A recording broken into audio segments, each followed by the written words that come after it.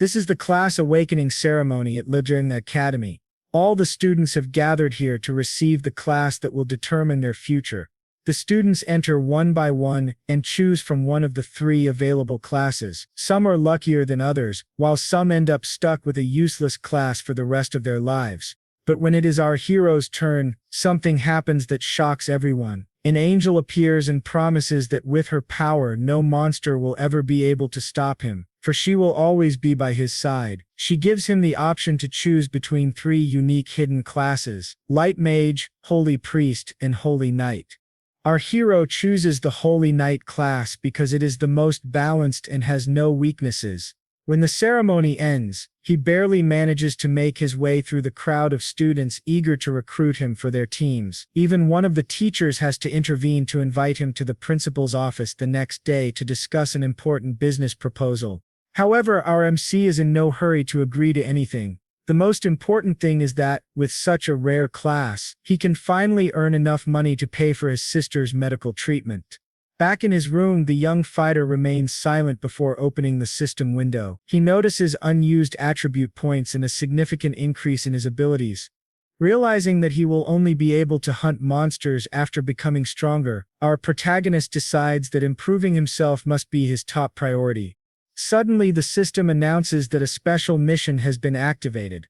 He quickly understands that completing these missions is necessary to obtain rewards, so he accepts without hesitation. A strange light envelops him, teleporting him to a mysterious place. He finds himself inside a mine and remembers that ancient rabbit monsters mainly inhabit these tunnels. One of them emerges from the shadows, but he easily dodges its first attacks. Confident that he doesn't need to use any powerful moves, he decides to defeat it without using skills. His quick reflexes help him dodge every strike, and he realizes that his body has become much more agile after the attribute increase. The creature attacks again, and although he dodges most of the blows, one manages to hit him. Realizing that his recklessness could be fatal, he becomes serious. Even though it's a low-level beast, he begins to fight back, releasing a mysterious light. Charging forward rapidly, the young warrior gathers energy into his golden fist and delivers several punches before finally defeating the rabbit monster. The test ends, and he receives the highest possible score, gaining multiple rewards from the system. Relieved, he decides that his next goal should be to acquire a weapon. Fortunately, the system grants him one, and he quickly invests his attribute points to buy a sword before leaving the test area. At that moment, a notification appears, instructing him to go to the hospital. Meanwhile, elsewhere, Yoon watches the news and learns what happened to her brother the previous day. A furious nurse enters the room, complaining about the rising fees. She wonders why the costs keep increasing so quickly, and doubts that Yoon can afford such an amount, saying that even 3 jobs wouldn't be enough. Ignoring Yoon's excuses, the nurse snaps that Yoon has taken too much medicine this month, worsening her condition and requiring extra care. Still angry, she cruelly tells the girl to accept her fate and die. Suddenly, a mysterious man appears, interrupting before she can say anything else. The nurse storms out, warning that Yoon will pay next time. The fragile girl, disheartened, wonders who that stranger could be. He calmly hands her his card and introduces himself as a friend of her brother. Later, her brother returns, holding several bills in his hands and wondering why 10,000 credits were mysteriously withdrawn from his account. He asks his sister about it, but quickly notices 2 men sitting beside her. One of them smiles politely and introduces himself as the mayor's secretary, explaining that he is there to discuss some matters. Our protagonist wonders why someone so important would come looking for him. Nevertheless, he shakes the secretary's hand and suggests that they talk outside, if it's a private matter. The man agrees but leaves a bodyguard behind to keep Yoon company. At a nearby restaurant, the secretary congratulates the young warrior for earning the protection of the holy angel and awakening such a high-level talent. He tries to downplay the situation, saying it was just luck, but the man doesn't believe it. He explains that receiving an S-rank talent requires much more than luck. Then comes the revelation. The mayor has taken an interest in him and has arranged a supply of cultivation resources to help him prepare for the next exam. Taking a shiny key from his pocket, the secretary is ready to hand it over, but our protagonist remains cautious. He knows there is no such thing as a free gift. He suspects that the mayor expects something in return, probably hoping that one day he will become a powerful figure. The secretary sweetens the proposal further by offering to provide a professional medical team for Yoon and even promises that the mayor will contact a high-ranking priest to help her recovery. Ensuring that he would no longer have to worry about his beloved sister, he hesitated at first but eventually agreed, for her sake. Later he met with Yoon, whose eyes sparkled with excitement as she listened to his achievements. She said she hoped to cling to him like an accessory because she wanted to see him rise to the top. He brushed off her words as nonsense, encouraging her to focus on her health instead. The little girl asked about his abilities, which reminded him that his class possessed 3 exclusive skills, including one related to healing. Deciding to test it, he gently placed his hand on her forehead, and a warm light surrounded them. She began to feel at ease, and he felt incredible, realizing that although his slow recovery skill couldn't cure her illness, it could at least ease her pain. The next day he met with the principal, who informed him that several universities had been persistently trying to recruit him. 4 professors from the top 10 universities were present, and the old man hoped he would negotiate for as many benefits as possible. He added that all of these professors were level 35, so choosing any of them would guarantee a bright future. Curious, he asked which universities they represented, and the principal listed their names, but he noticed that the top 3 were missing. The explanation was simple. Those elite schools didn't recruit based solely on talent. Students also had to prove their worth through the entrance exams. The principal then announced his arrival, and he bowed politely. The professors were impressed by his humility despite his strength. Tan, one of them, got straight to the point, offering 2,000,003 exclusive skill books for the Holy Night class. Another professor declared that was far too little and made an even greater offer, shocking the principal. Miss Zhou, recognizing their sincerity, immediately offered B-class cultivation resources if he chose her university. At that point, the principal lost his patience and urged him to accept, claiming that cultivation resources were priceless. To everyone's surprise, he refused all offers. The woman asked why, and he confidently replied that he only wanted to enter one of the top 3 universities. However, since other races were involved, it was nearly impossible for an ordinary human like him to enter those schools. Tian released his aura, saying he had hoped the boy wouldn't be so naive. He revealed that he knew about the boy's past and how difficult his life had been before receiving his talent. The pressure was overwhelming, making it hard for him to stand. The professors warned him that even if he managed to enter a top university, he wouldn't receive much attention and would remain at the bottom of his class. Just before he could collapse, the principal intervened, asking Tian to calm down. Miss Zhu, however, noticed that he had managed to withstand the powerful aura even if only for a brief moment. That realization made her see that he was special. Tian regained his composure, but declared that he was no longer interested in recruiting someone with such a poor attitude. The other professors decided to leave as well, but the principal pleaded with them to reconsider. Miss Zhu gave him a dose of reality, reminding him that their country was full of elites and that with stronger races competing, it would be difficult to reach the top. Even so, the young fighter was determined to prove her wrong in the upcoming exam. With 1 month left, he was confident that his system would help him level up quickly. He announced that he would definitely join one of the top 3 universities. Seeing the determination in his eyes, Miss Zhu felt a sense of nostalgia. It had been years since she had seen such resolve. She smiled, hoping that he would live up to her expectations. A month later, in a massive arena, the students grew nervous as the exam was about to begin. They feared for their chances since their examiner was the infamous Demon Yang. As they talked among themselves, some called him arrogant for rejecting such generous offers. But when he appeared, his overwhelming aura silenced all doubts. He had completely transformed. The gate began to glow, displaying all the information about the exam. The students reacted instantly upon seeing the challenges that awaited them. Feline monsters were known for their incredible speed, while minotaurs possessed thick skin for protection. Only 5 people could enter per group. Before they entered, the professor warned everyone to use their return scrolls and leave the secret realm immediately if they encountered threats beyond their ability. Dying inside the dungeon meant death in the real world. The timer began to tick, and the students rushed into the mysterious map. Some decided to go solo, including our protagonist, while others formed teams to increase their chances of survival. The crowd murmured, expecting that the elite class students would likely go alone to claim all the resources for themselves. A girl pointed out the protagonist calmly walking despite being surrounded by dangerous monsters. The exam director lost his composure and began shouting at the school principal, questioning why such a valuable student was wandering alone through the map. He feared that the boy might die inside the dungeon, wasting all the effort invested in his awakening. The principal, however, remained calm and assured him that this young fighter was not just any child. He was someone they could trust and likely had a plan.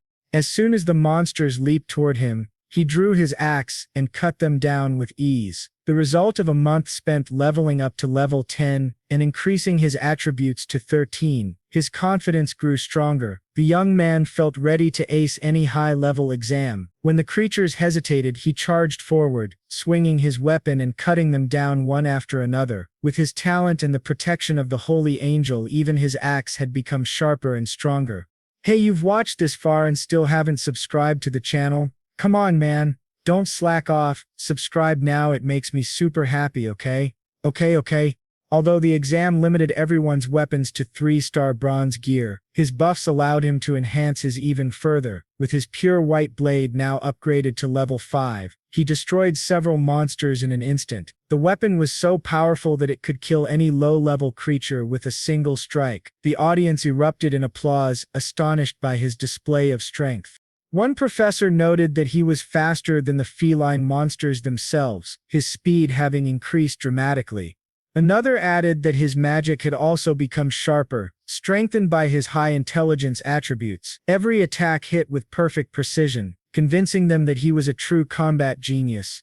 A third professor remarked on his iron determination and strong will to fight. Still, the night map wasn't only about power, it overwhelmed fighters with sheer numbers. Even veterans risked collapsing once their stamina ran out. Watching closely, one professor commented that his axe looked heavy and suspected he was spending too much energy with each swing. Indeed, several feline monsters leaped at him at once. He took down some with his weapon and finished the rest with his magic. Suddenly, a blue light flashed, revealing the entrance to the next level. Upon entering, he was met with thousands of monsters lurking in the shadows. The announcer welcomed the audience and introduced the strongest and most blessed S-rank Holy Knight, Santroy. Gasps of amazement rippled through the crowd. Our protagonist had completed the first challenge in less than 4 minutes. With unshakable confidence, he advanced to the next stage, where a horde of monsters awaited him. He quickly analyzed them.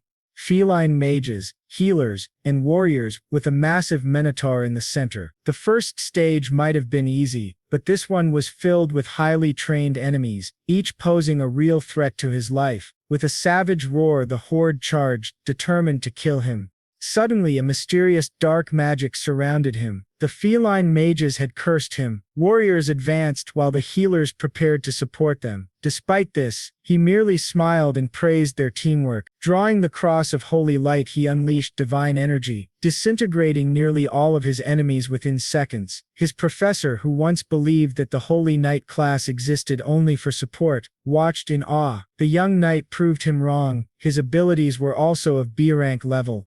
The old man remembered how little support this boy had received, making his mastery of a B-rank skill even more astonishing. Nodding in approval, he watched as the protagonist turned to face the final minotaur. The beast entered its berserk mode, shattering the ground with its strength before attacking. The young knight countered with a slash of pure air and light, pushing the creature to the brink of death. When the next door opened, he sensed that the boss battle was approaching. A government official, eyes wide with disbelief, realized that this young man might truly be someone they could rely on. His progress in just 1 month was unbelievable. The last standout student from the academy had barely reached rank 7021 in the district, but with him their reputation could reach heights never seen before. Suddenly, a nervous student pointed out that he had recklessly entered the boss's chamber without resting. The official panicked, but the principal remained calm, suggesting that this young warrior certainly had a plan.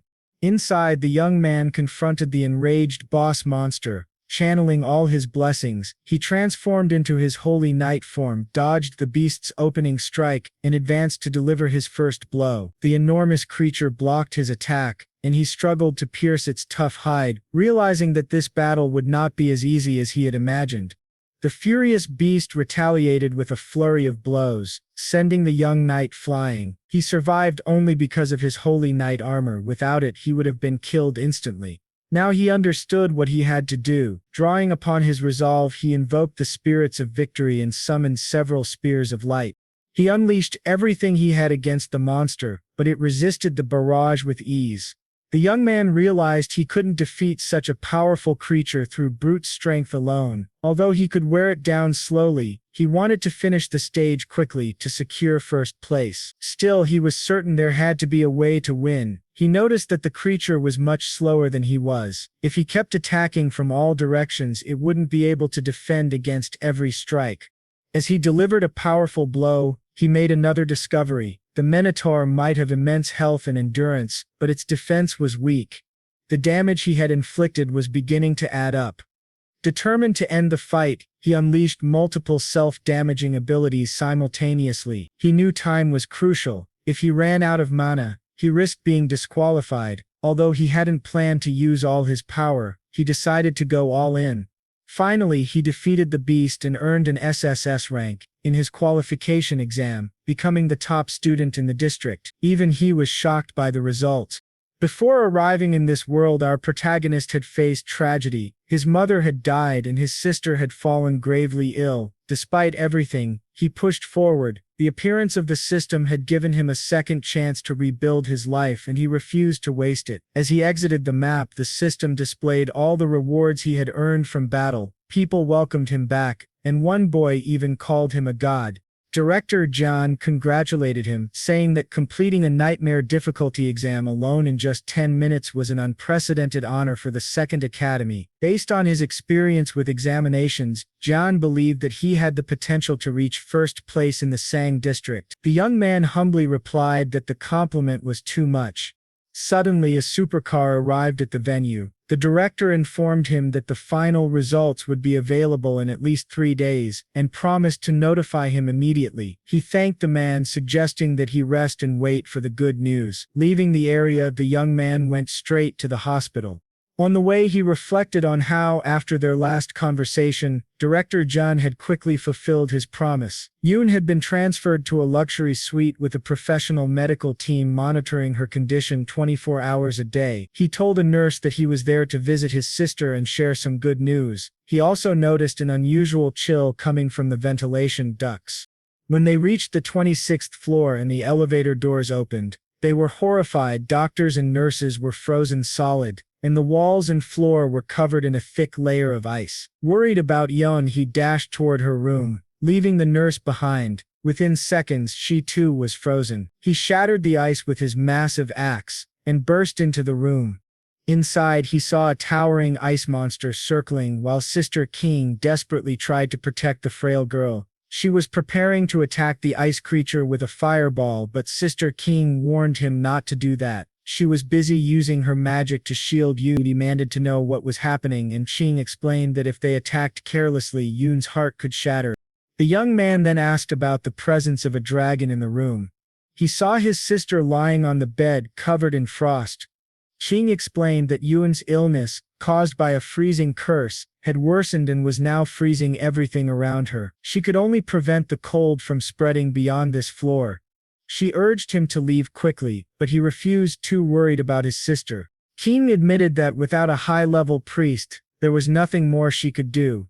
The protagonist quickly assessed the situation and commanded his system to use all of his skill points to enhance slow recovery. The system activated, notifying him that slow recovery level 4 had evolved into enhanced regeneration level 10. The new ability would gradually restore the health and mana of teammates within a certain radius for a fixed duration.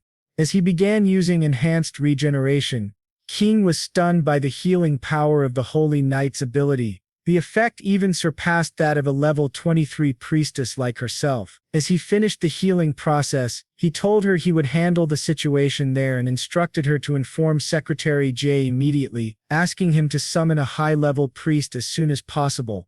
King explained that high-level priests had packed schedules. Secretary J had only managed to secure an appointment with one for the following week. Even if they called now, the priest wouldn't arrive in time. He insisted that she contact J anyway, saying that if he could bring a high-level priest, he would owe him anything in the future. Understanding the urgency, she rushed out. Meanwhile, he reflected on how Yoon had endured this freezing pain every night for the past year, suffering terribly because of the chilling aura. He had known that the cold was getting worse, but he never imagined it had become this severe. To the point of affecting the outside world, the ice began to spread beyond control. As he struggled, the frost shattered the window and started leaking outward. Still shielding himself from the cold, the ice dragon suddenly lunged at him. Out of nowhere, someone cast a fireball at the beast, striking it on the head. The fireball ricocheted across the room. He shouted for the person to stop and not harm his sister, but the blast accidentally hit him, throwing him back.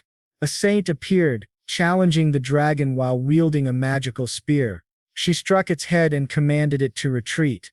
Amplifying her magical power, she fought fiercely and eventually defeated the creature. Then she turned to him and said it was over, asking if he was the one she had heard about. Driving her spear into the ground, she released waves of magical light that thawed the frozen doctors and nurses. She introduced herself as Kulai, a secondary awakened priestess of level 35 from King City. Yeon expressed her gratitude. Kulyao explained that Director Jan had requested her to treat Yeon in advance. She added that if he hadn't told her about him earlier, she wouldn't have broken the rules or risked fighting the cold for so long. It seemed the director had been telling the truth. When he asked about his sister's illness and whether there was a cure, Kulyao explained that the cold energy leaking and solidifying into form was a sign of a bloodline awakening. He was shocked by the revelation. She continued, when the Eternal Game appeared, many players chose characters from other races, elves, giants, demons, and more. When the game merged with reality, those players carried over traits from their chosen bloodlines. For example, people with elven lineage often have greener eyes and longer ears, while humans with giant lineage can grow up to 3 or 4 meters tall. Over the past 200 years, these players intermarried with humans, diluting the bloodlines. Through generations, most lost their features and special powers, except in rare cases of bloodline awakening. Kuolai warned that such an awakening could bring either great fortune or disaster. A successful awakening meant one could harness the powers of other races, significantly boosting their level and learning potential. However, failure could result in paralysis or even death. She explained that Yoon's body was unable to withstand the power of her bloodline, likely a rare frozen lineage. For Yoon to survive, she would need to change her constitution. Kuliai told him that, as far as she knew, only a treasure known as the freezing Lidos could alter a human's constitution. This artifact was extremely rare. The last known piece appeared at an auction 30 years ago and was sold for 1.3 billion to an anonymous buyer. She warned that Yoon would be unable to suppress the cold much longer. Within 3 months, it would fully manifest. Another option was to use a powerful sealing ability to block the bloodline, but she cautioned that doing so would prevent Yoon from ever evolving in the future. Kuilai instructed him to contact her as soon as he made a decision. 5 days later, he was following his daily training routine. After completing his daily mission, the system prompted him to select his reward. He chose attribute points, as usual, knowing how valuable they were for steady growth. Constitution and intelligence were crucial for a holy knight, but he also understood the importance of balance. Following his usual pattern, he distributed his points across 4 attributes using a 2-3-3-2 ratio for balanced development. The system then announced that he had completed his achievement mission, congratulating him for securing first place in the Suwon district examination. It informed him that his rewards would be issued based on his results and listed the skills and grades he had earned. On television, a news anchor excitedly reported that the first-place winner was the dark horse from Jiangli City. She revealed that this individual had been only level 10 when entering the realm, and that his class awakening ceremony had triggered a divine phenomenon, a clear sign of his destiny as the leading contender. Secretary Jay told the media that he had always believed in the young man's success after witnessing his awakening as a holy knight. That conviction had led him to advise the government to increase its investments in the young warrior. Inside a bustling restaurant, people eagerly discussed the new champion. Some debated whether a holy knight was merely a support class, while others expressed skepticism. One man argued that he didn't believe in him, pointing out that it normally took a long time for such a class to clear a realm alone, especially for someone who had entered a nightmare-level realm at only level 10. A girl interrupted, revealing that she had recordings proving the authenticity of his abilities. She confirmed that he was indeed powerful. The crowd began murmuring, wondering aloud why his holy cross seemed even more formidable than high-level fire magic itself. They marveled at the blessing upon his weapon, calling it a gift from the gods and a blessing of courage. Someone even asked how many buffs he possessed. Meanwhile, a red-haired man sat alone in his house, reflecting on Ai's recent victory. He noted that the completion time was 9 minutes and 24 seconds, a full 20 seconds faster than his own record. Enraged by the loss of honor, he furiously shot his servant robot, furious that the boy had dared to surpass him, and swore that I was courting death. Across the city, our hero was strolling through a park when he received 2 messages from the jungle government on his phone. Each message detailed a large sum of money awaiting his confirmation. He immediately called Secretary Jay to ask if there was any issue. Jay reassured him, explaining that in recognition of his brilliant performance in the exam, the government had awarded him 5 million yuan and a luxurious mansion. Jay then asked if he had a preferred location for the mansion, but our protagonist replied that Jay could choose for him. Jen informed him that recruiters from the top 3 universities were on their way to meet him and offered to escort him personally. I replied that there was no need, as the recruiters had already arrived. A young man approached, introducing himself as a recruiting professor from Hong'an University. As he greeted another recruiter descended from a helicopter, loudly questioning why the Hong'an professor was present after having criticized him in the past. The Hong'an professor warned the newcomer to watch his words, explaining that Tian, the newly arrived man, had been expelled from the university for failing to see the truth. He then offered a place at Hong'an University, along with an incentive of 4 million yuan. Not to be outdone, Tian, representing Madu University, countered confidently, promising to double any offer made by Hongyan. He was certain that Madu would secure his enrollment and told the others to give up. Suddenly a woman with large wings appeared beside Ai. Without warning, she grabbed him and began flying away. She introduced herself as a representative of Qingjing University, boasting that the school provided only the best cultivation resources, including A-level resources every year for 4 years. As they soared through the sky, another winged woman intercepted them, arguing that recruitment should be based on resources, history, and reputation. She insisted that Suong University could match any offer made by King Jing, and questioned the need for such a kidnapping. She warned the first woman that unless she let go, she wouldn't be held responsible for what happened next. Back on the ground, Tian raised the stakes again, promising that Moju University would not only provide A-level cultivation resources, but also a full set of gold-grade equipment every year. The first winged woman clarified that she wasn't kidnapping Ai and encouraged him to make his own choice. The second woman introduced herself as Sum Ye, a recruiting professor from Sukong University. She explained that Sukong valued strength above all else, and that students who reached the earth or sky ranks within the school could obtain S-level resources. She proudly noted that Sukong had won first place in the last 4 freshman exchange competitions, proving its ability to cultivate top-tier talent. The 2 women exchanged sharp remarks, each defending their university's reputation and achievements. Mi insisted that Sukong's victories should motivate Kenjing to strive harder. Amid the heated debate, I carefully considered his options.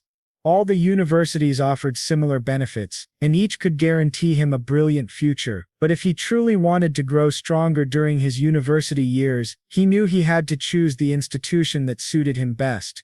As the recruiters continued to argue, he suddenly shouted out his decision, making all three turn to face him. He announced to Mei that he had chosen Sokong University. With a flick of magic, she conjured the university contract before him, explaining that it was a special Sokong recruitment contract. She encouraged him to review it and sign if there were no issues. Meanwhile, Professor Son, worried that Sukong had once again taken the lead, told her that if he ever had trouble adapting, he would always be welcome to visit Kenjing University. Showing little patience with her rival, she called Professor San stubborn and foolish. As I read the contract, he grew curious about a reference to staffless spellcasting, a skill usually reserved for high-level mages. He asked Mei about Miss Safri's level, and she replies that the mage is level 42, second awakening. She adds that the world is much larger than he imagines, and that, upon entering Sukong, he will meet even more young and powerful individuals. Feeling confident after acquiring the system, he believes that no one his age can rival him. He becomes eager to enter Sukong, face strong opponents, and grow even faster. Recognizing his burning desire to compete, Mei smiles in interest. As soon as he signs the contract, it begins to emit magical light.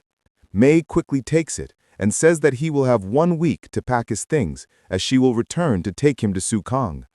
Surprised, he wonders if the semester begins that soon, but Mei softly explains that special recruits are granted access to the highest level of cultivation and training. Their strength will increase rapidly, preparing them for better performance in the upcoming National Freshman Exchange competition. The next day, accompanied by his sisters Yoon and King, he visits his new mansion. Secretary Zhao informs him that the mansion was a gift from the municipal government.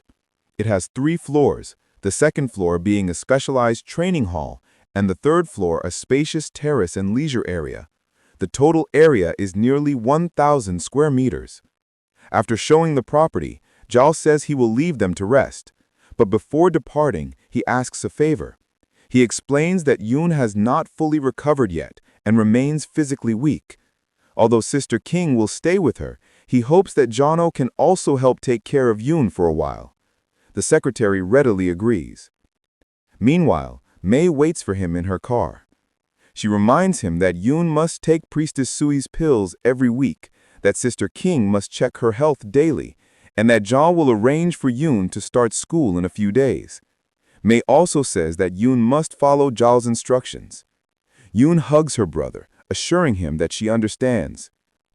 As he and Mei drive off, she asks if this is his first time traveling a long distance, and he confirms it. She tells him to brace himself. Suddenly, the car lifts into the air and enters a portal, transporting him first to Ning City and then to Ning University City. Mei explains that major universities are usually under military control, and that Priestess Sui had to request special permission from the city government to use a miniature teleportation array.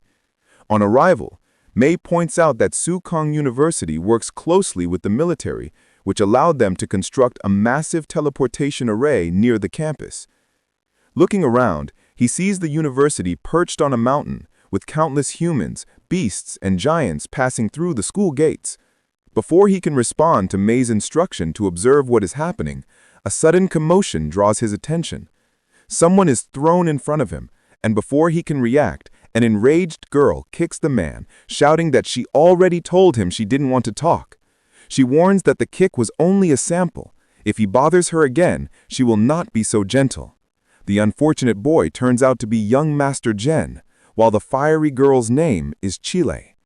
Among the onlookers, a girl whispers that Jen tries to flirt with the freshman every semester. The protagonist watches Chile closely, noticing that her magical patterns suggest a demonic bloodline. Madame Mei calmly explains that many students and professors in the university city possess different bloodlines, advising him not to be surprised in the future. He reassures her, saying she does not need to worry. Regardless of race, as long as they stand on humanity's side, he will not be hostile, and he will not blame the entire demon race for his father's death. Mei then hands him his student ID card. Examining it, he wonders if the number indicates his ranking. She takes the opportunity to explain the school's system.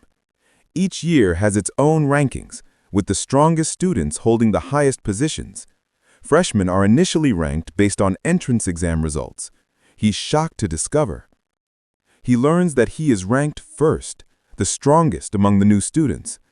May warns him that this ranking is temporary. A competition among the freshmen in 1 month will reorganize all positions. From now on, he will be a target, with everyone watching his rank. The boy answers firmly that since he earned first place, he has no intention of losing it. May continues explaining the school's point system. Freshmen earn points based on their ranking, which can be exchanged for meals, equipment, potions, skill books, and even rare S-class abilities and resources. Besides rankings, points can also be obtained through mission boards or by securing a spot in the prestigious Heaven and Earth ranking. She notes that Tsu University has around 5,000 students, many of whom aspire to enter this elite ranking, and she warns him not to become arrogant. As they walk, he notices students entering a glowing magic portal. May explains the 3 realms: the Goblin Dungeon for levels 17 to 21, the Twisted Forest for levels 23 to 26, and Purgatory for levels 28 to 31. In addition to meeting the level requirements, entering them costs points. She also mentions the training hall, where students can fight robots or real opponents to level up. Inside, the protagonist watches several battles happening at once, while May comments that at Tsu University, only the strongest command authority and resources, an arrangement meant to ensure survival. Passing by a group of students, some greet Madame May, who praises their work. Curious, a girl asks who he is, pointing out that it is rare for a teacher to personally escort someone. Another student remembers that freshmen normally arrive in groups of 10 under senior supervision, and wonders aloud if he received special treatment. Winley explains that special recruits are assigned teachers to help them adapt faster and perhaps to win them over to their faction. Meanwhile, Chile questions a Tsu University informant about U's background. Hearing that he is from the Sang district, a level 13 holy knight, and ranked first, the students are shocked. They cannot believe that a support-type student holds the top rank. A boy mentions that the second-ranked student, Shening Fanger, is a level 14 berserker, and doubts that a heavy support class could surpass that power. Confident in her sources, Chile insists her title as informant is no joke, and confirms that Yu truly is the top freshman. Suddenly, a boy declares that he believes U's ranking is fake. He introduces himself as Lilden, a level 13 punishment knight ranked 83rd, and challenges the Holy Knight, claiming he does not deserve his number. As he steps forward, he's stopped by a senior who places his hand on his shoulder, reminding him that duels are private matters and warning him not to waste everyone's time. The senior adds that the number 1 ranking was unanimously decided by the principal and 5 professors. It is not a mistake. Lilden shrugs it off, insisting he can handle it and telling the senior not to interfere. The crowd buzzes with excitement, whispering that Lilden is trying to use U as a stepping stone. Some argue that it's natural, since the Holy Knight class is not known for its strength. The protagonist asks Lilden what his true motive is. The challenger proposes a bet. If he wins, he will demand nothing, but if he loses, he will owe 100 points. Considering his reputation and wanting to set an example, Yu raises the stakes, demanding 300 points. Lilden hesitates, knowing he earned only around 400 points from his ranking. The crowd murmurs that he risks losing almost everything. Yu turns his back and provokes him, saying he can leave if he lacks the courage.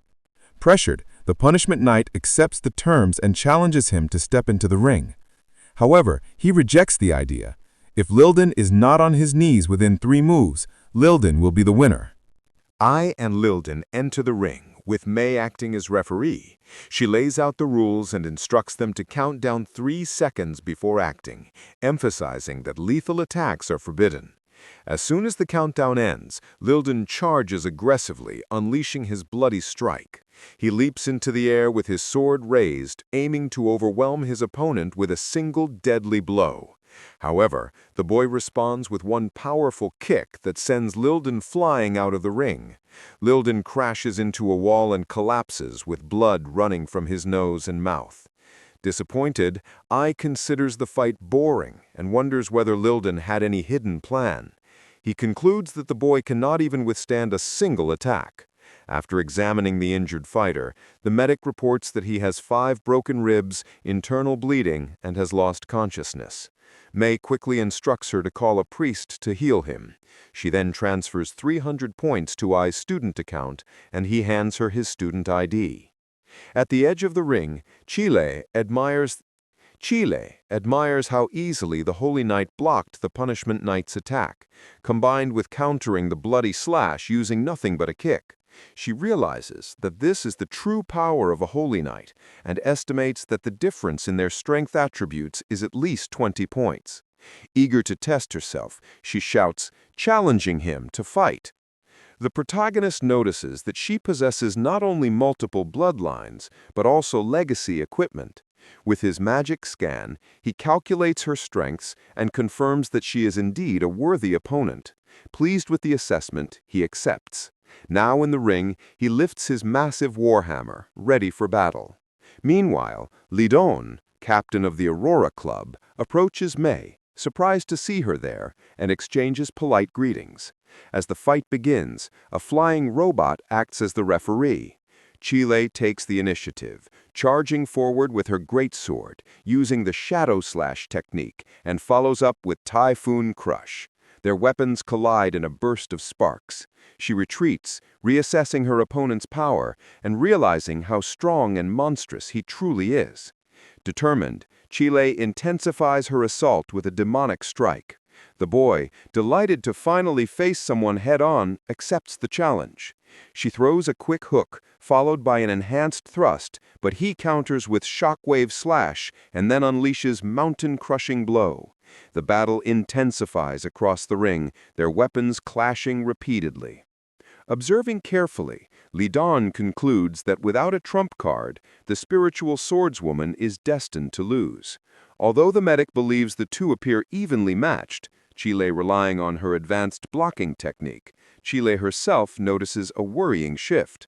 Earlier, she blocked 1 out of every 3 blows, but now it is only 1 out of 2. She reflects that most heavy weapon users conserve energy by defending and retreating while waiting for an opening, but he shows no sign of restraint or fatigue. She wonders if he is reckless or simply extremely confident. The weight of the warhammer forces her into constant defense rather than offense, and her concern grows. Deciding to escalate, she calls upon God's gift, the gift of courage, and summons the spear of victory. He prepares his phantom strike, wondering when she will unleash her full power. Suddenly, he delivers a fierce blow, overwhelming her and knocking her to the ground. The warhammer stops just inches from her head. When he asks if she wishes to continue, she admits defeat, acknowledging she cannot withstand such overwhelming strength. He questions her, noting that she did not fight with all her power, refraining from using her sword techniques or her dark elemental abilities. Surprised by his perception, Chile admits that since this was only a practice fight, she chose not to reveal her trump cards, and she adds that he also did not use his full strength, referencing the video of his performance. Smiling, she asks him to add her on social media, hoping they can train together again in the future. After the fight, he receives advice from Miss May to let the matter rest, and he follows her counsel. As they walk out of the school, she explains in detail that the freshman dormitories are located on a small mountain, while regular students' dormitories sit at the foot and on the slope of the mountain. The special recruit dormitory, she tells him, is at the very top, and these special recruits have the privilege of living in independent mansions. May then shows the protagonist the building where he will live from now on. Just as he is about to enter, she asks whether it is true that he is searching for the freezing lotus. She informs him that, according to a group who ventured into the Storm Mountain range 6 years ago, a freezing lotus was indeed spotted there. However, They abandoned the attempt to retrieve it because it was guarded by high-level monsters. She warns that the information may no longer be accurate. Wasting no time, he quickly sets up his computer lab in his new room and begins researching the freezing lotus. He discovers that the Storm Mountain Range, formed after Earth merged with the Eternal Game, is vast and filled with treasures, exotic flora, and unique fauna. The system, recognizing his success in the recent exam, rewards him with an item capable of saving his life: resurrection after death. The boy prepares for his journey, planning to depart after acquiring the necessary skills and equipment. As he continues his research, his system notifies him: Rank 1 detected, and all Holy Knight skills below Grade A can now be studied for free. He wastes no time, acquiring physical damage immunity, an ability that requires no weapon, and he also learns a ranged attack skill. Since all available skills are free for him, he purchases many of them, though he still needs to spend points to obtain the forest set he earned in the exam. That night, he enters the Storm Mountain Range. As he steps into the wilderness, an enormous explosion shakes the mountains. Dressed in his forest outfit, acquired with a considerable amount of points, our protagonist advances. Meanwhile, Chile is on the other end of the line, holding her phone and reading the message. She feels sad because she invited him to work out together at the gym, but he refused, explaining that he would be away from school. Her friend, noticing her bad mood, asks what is bothering her. Chile admits that she met a boy. When asked what makes him special, she explains that she challenged him the previous day and even used her charm during the fight, but he remained completely unfazed. While Chile is talking about this with her friend on a video call, she decides, impossibly, to also head toward the Storm Mountain Range. At the same time, a girl named Zhou is driving a truck when a group of monsters blocks her path. Without hesitation, she throws small bombs at the monsters, causing explosions that kill most of them. Wen, the second girl in the passenger seat, uses ice magic to summon spirits, launching a monster far away. On the roof, Dan begins shooting the remaining enemies with her machine gun. The three girls coordinate the attack, decimating the threat. Suddenly, Dan signals to a fourth girl, Liane, who jumps from the truck with her sword in hand. Zhu shouts in triumph, but Wayne quickly warns everyone to back away as she raises an ice wall to stop an approaching monster. As soon as the four of them repel the beasts, something hits the truck at the speed of light, flipping it over and seriously damaging it. Zhu screams in desperation to check if her friends are safe. Wayne shouts a warning: something is behind her. When Zhu turns around, she and the others are stunned to see a massive horde of monsters approaching. Their confidence falters. The group has exhausted all their resources and has managed to kill only 4 demons. As the monsters begin spitting fire from their mouths, they wonder if this is truly the end for them. Suddenly, he bursts onto the scene. Mounted on a giant white wolf, he unleashes his holy storm against the monsters, and the swirling energy interrupts the demons' flaming attack. The holy storm begins to circle around them, turning the tide of battle. A fire sword strikes a monster, but in retaliation, his icy breath releases a storm of frost from his mouth, clashing violently with the flames. He quickly notices that the girls are injured. He begins to heal them using his slow but steady regenerative powers. Among them, Dawn expresses her gratitude to Junior, admitting she never imagined he would recognize them. He explains that the Blue Phoenix team is one of the top 3 teams at the school, so of course he knows who they are. Dawn, feeling even more embarrassed, acknowledges that her light element might have an oppressive effect on the demons. She warns that the creatures are still very dangerous and insists that they should all return to the base together to resupply. The freshman competition is only 3 days away, and our protagonist will only be able to resume his search for the frozen lotus after the event. He agrees with her suggestion. After this exchange, Dawn turns to Zhu, who activates her shrill metallic soul phantom of speed. Once activated, Zhu takes flight, piloting the gleaming GX spider mech. Suddenly, a huge robot appears nearby, with its pilot seated inside. She calls for her teammates to board quickly, emphasizing that there is no time to lose. She then asks Senior Sue if the Storm Mountain Range has always housed demons. Sue replies that her team has entered the outer area of the range many times, but this is the first encounter with such creatures. She agrees that they must return to the base and notify the military, and asks whether the Mage Tower is monitoring the entire area within the military zone. Sue explains that the mountain range contains many monsters. To prevent them from escaping and threatening the cities, the military established a supply and trade base at the entrance. The army also protects the Mage Tower, which monitors monster movements within the mountains.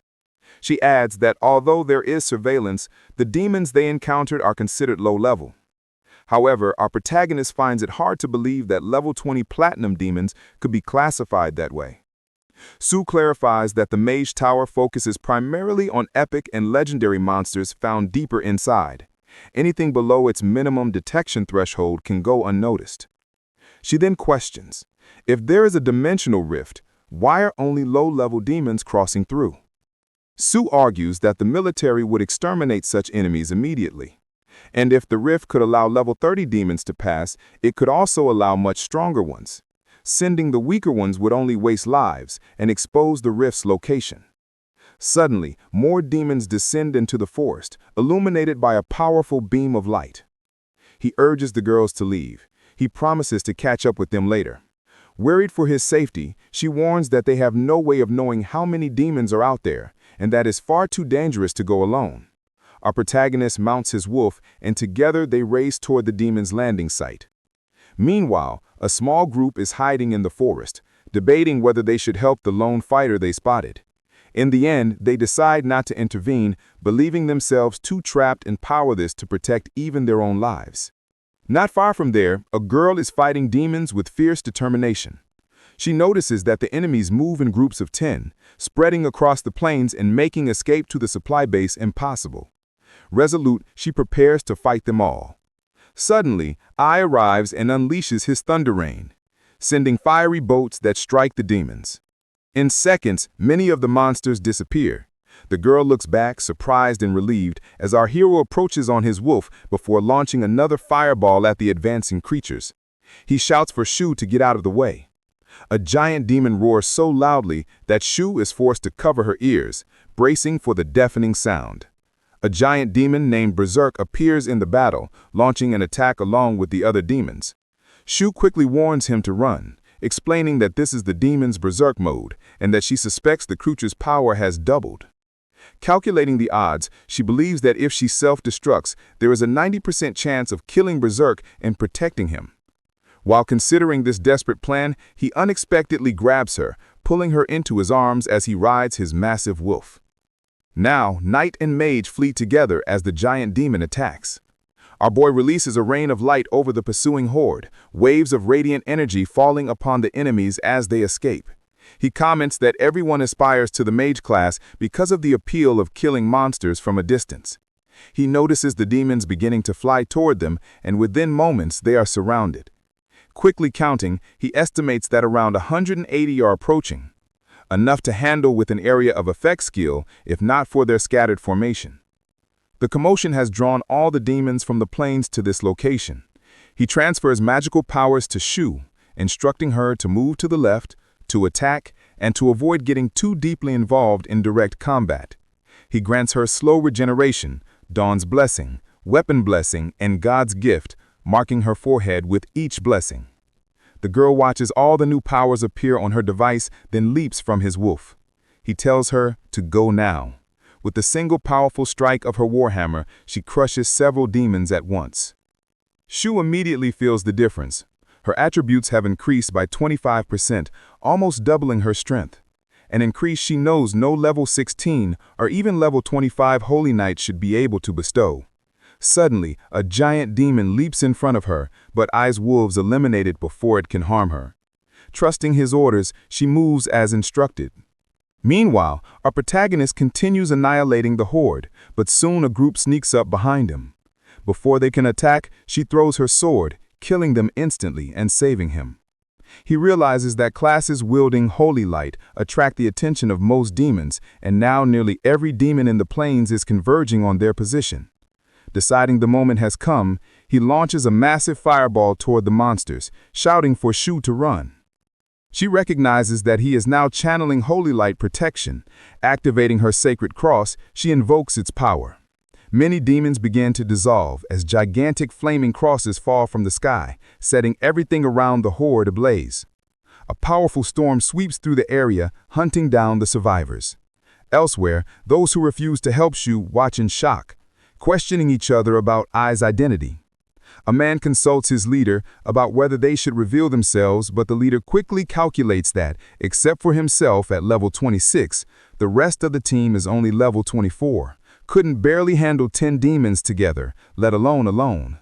He concludes that Ai is far too powerful and orders them to try to approach him. Suddenly, Zhu and her 3 friends arrive in their robotic vehicle. She shouts that they came to help, but as they get closer, they see all the demons already defeated. Ai and Shu emerge victorious with his giant wolf, and the system congratulates them, displaying the points earned during the battle. Shu, exhausted, drinks her magic potion and quickly eliminates the last of the horde. In total, our hero killed 180 demons and received 60,000 experience points. He notes, however, that there is a class level limit to experience gain, otherwise he would have earned even more. Dan asks if he dealt with all the demons, prompting Zhu to remark that his strength is beyond anything she imagined. Shu suddenly collapses to her knees, weak, and Zhu immediately expresses concern, explaining that she exhausted herself by using too much power. Dan shifts the focus, asking if he encountered any stronger demon during the battle. He replies that the highest level among the demons defeated was only level 23, gold class, with no particularly difficult opponents. Realizing that something is bothering her, our boy asks, "What is wrong?" Dawn reveals her concern that the Demon Legion, just like the human army, must also have a general. And since the general did not appear, it suggests that the main force of the Legion is not present. She insists they should not linger and urges everyone to return to the base for immediate resupply. The group agrees and begins their withdrawal. As they leave, hidden observers in the bushes watch them closely. Among these observers, a girl asks the leader if they should reveal themselves now that Ai and his team are departing. The leader prepares to move, but suddenly senses a dense demonic aura forming in the sky, causing panic within his group. He shouts that demons are coming from above. A fearsome creature appears, wielding a huge sword and accompanied by a flying fire dragon. Back at the control center, the radar system triggers repeated emergency alerts. An officer announces that a 4th category interworld invasion has been confirmed, and all troops receive orders to prepare for combat. Commands are issued. The Night Squad of the Snow Dragon Corps must halt training and assemble at the Teleportation Plaza.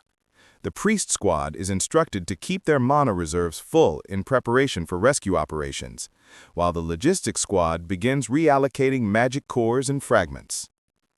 The control center locates the Mage Squad and begins constructing a large-scale teleportation formation, transmitting precise instructions. Major Zhou Yi confirms that all units have assembled and are standing by for orders. Before his soldiers, the Major delivers a resolute message. He will be the sword that cuts through every obstacle and the shield that protects their land. In unison, his soldiers repeat his words before he finally orders mobilization. Meanwhile, in another realm, a demon reports to his king that each member of their legion was personally selected and that in half a year on Earth they have lost only a few so far. Yet during their final celebration before returning to the sacred realm, hundreds were killed. Before their departure, the Demon King grants permission to unleash chaos, leading the soldiers to celebrate in gratitude. A commander swears vengeance, and then the king, mounted on his enormous dragon, descends toward Earth, declaring that he will reap souls and incinerate them with hellfire. He orders the demon Uramus to summon more allies. Platinum demons, followed by gold demons, emerge in formation. Dan observes legendary demons among them and realizes the scale of the threat. Zhu tells Yi that the Blue Phoenix team will protect him and urges him to escape at the first opportunity. The team agrees, emphasizing that our protagonist must survive. Zhou insists to the others that Yi is the most talented genius she has ever seen, someone worth protecting with their very lives. Dawn notices a portal opening as the cores of the snow dragon arrives, informing everyone that these warriors are above level 30, having undergone a second awakening, and that Major Zhou Yi himself is a level 51 warrior who completed a third awakening. She believes rescue is close, and yet she wonders aloud why, if teleportation is possible, reinforcements did not arrive earlier. The Demon King, amused, tells his army not to worry about the humans, boasting that his magic barrier will prevent any outside force from entering. Zhou is stunned, saying that this should be impossible. The Major is also confused, realizing that the landing point has changed drastically. He quickly deduces that they are trapped inside the demon's large-scale barrier formation, a dark wall of fire that prevents both teleportation and external attacks. An officer warns that breaking the barrier would require at least 2 army corps. Otherwise, they must wait for the formation to dissipate, which will take about 5 minutes. The Major receives orders to identify everyone trapped inside and then notify their families so they may collect their remains after the battle. While this unfolds, Yi's system provides detailed information about the demons, and he feels a surge of excitement at the prospect of a new mission. Without hesitation, our boy charges toward the Demon King, who senses the powerful holy aura and vows to crush his skull with his bare hands, promising him a horrific death. The fire dragon flies toward him, spitting flames. Zhou, worried for his safety, shouts a warning, but he boldly leaps toward the beast, ready to face the imminent threat. The fire dragon releases torrents of flames at Yi, who stands firm and counterattacks with powerful magic. From below, our protagonist casts a devastating spell, slicing off one of the dragon's wings. The wounded beast, carrying the Demon King, plummets from the sky and crashes.